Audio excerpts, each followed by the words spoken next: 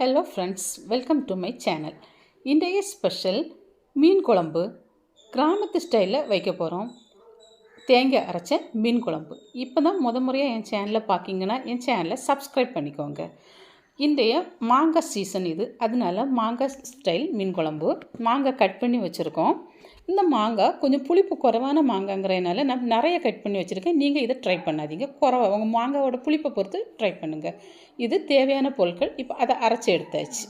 அரைச்சி எடுத்ததை மீனில் போடுறோம். மீன் இவ்வளோ தான் எங்கள் வீட்டில் செலவாகுங்கிறதுனால நான் கம்மியாக போட்டிருக்கேன். உங்கள் தேவைக்கேற்றால மீனை ஆட் பண்ணிக்கோங்க.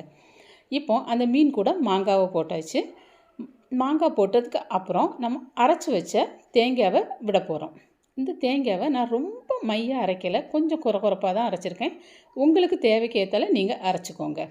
அரைச்ச அரைப்பை இப்போ நம்ம சேர்க்குறோம். புளி சுத்தமாக சேர்க்கவே இல்லை, ஏன்னா மாங்காவோட புளிப்பு போதுமானது. நீங்களும் மாங்காவோட புளிப்பு தன்மையை கணக்கு பண்ணி போட்டுக்கோங்க. ஒரு துண்டு பீஸ் நம்ம சாப்பிடும்போதே அந்த மாங்காவோட புளிப்பு தன்மை தெரியும். அதை கணக்கு பண்ணி நம்ம ஆட் பண்ணால் போதும்.